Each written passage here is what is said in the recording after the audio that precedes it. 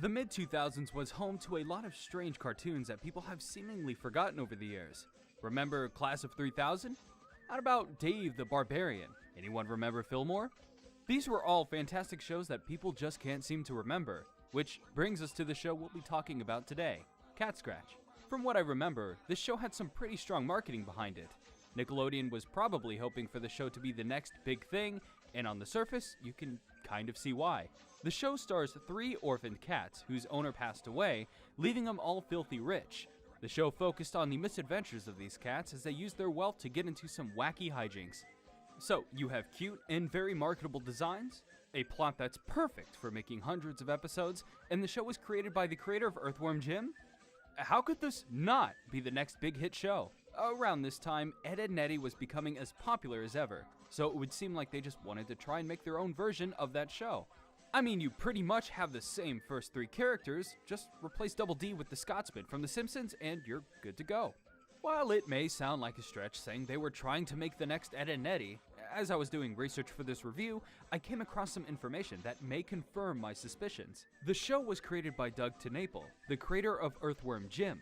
The show doesn't really have a connection to that series, but as it turns out, Catscratch was actually a loose adaptation of a comic book he made called Gear.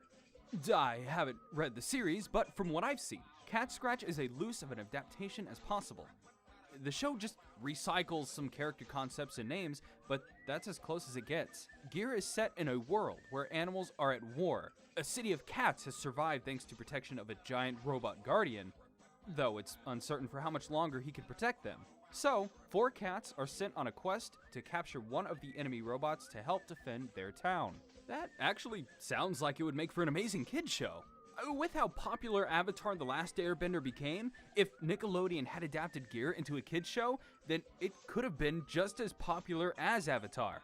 But instead, they tried following the popularity of Ed, Edd n Eddy, and it gave us a show that no one remembers. There was one episode in particular that I wanted to review here. There's a story I wanted to tell behind the episode, as it's only one reason I can even remember the show at all. But as it turns out, finding episodes for this show is pretty difficult. So I'm just gonna go with the episode that was the easiest to find, which is called Corruption. If you want to hear my story, then be sure to stay until the end of the video, as I'll tell it after this review. Without further ado, let's get started. Our episode begins with the Scottish cat Gordon tending to his garden. He hears his human friend, Kimberly, crying from her house and rushes over. As it turns out, Kimberly got an F on a science project as she thought the Earth's core was full of unicorns and glitter. Seeing as his friend was in pain over her failing grade, there was only one logical recourse to this. Gordon digs down to the Earth's core, tosses her science project in it, and transforms the world into a magical, sugary wonderland. Yeah, this show isn't so well grounded to reality. The odd thing is that after learning who the creator of the show was, everything started to make a bit more sense here. Earthworm Jim was just a strange video game that relied mostly on its randomness. Anything could happen in Earthworm Jim, and that same logic applies to this show. Even the little details, like the show's sound design, feels inspired by that series.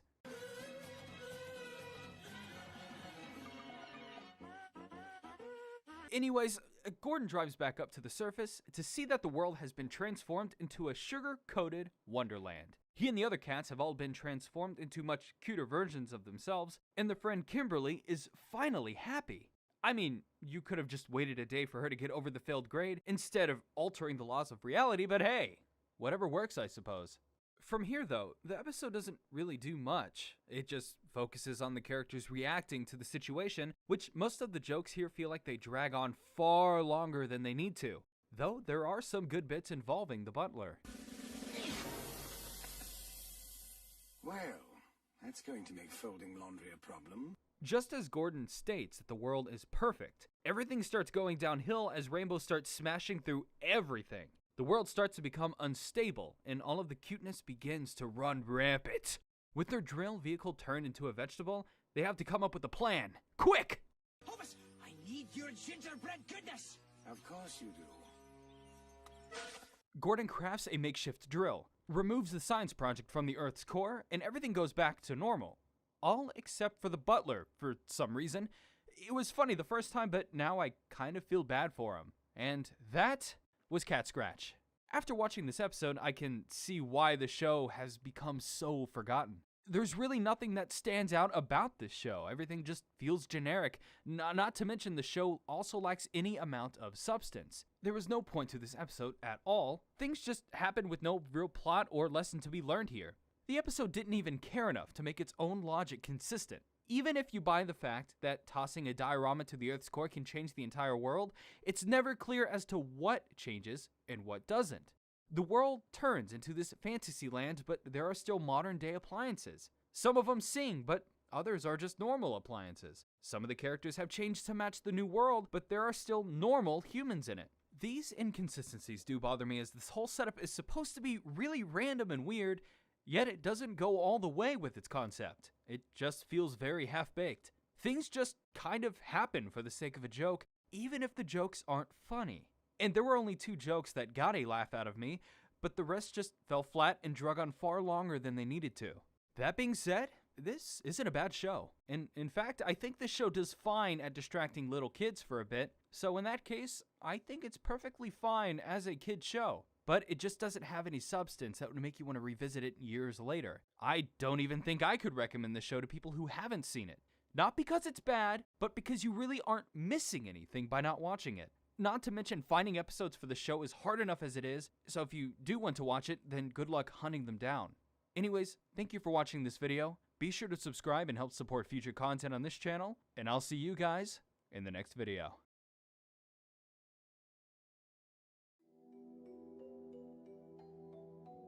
As I mentioned earlier, I do have a story about the Catscratch that I never thought I'd get to see in my life. It had to have been around 2009. I was sitting in my parents' room flipping through channels, and that's when I saw that Catscratch was playing on Nicktoons. The last time I watched the show was around 2006, so I thought I'd check it out again for old time's sake.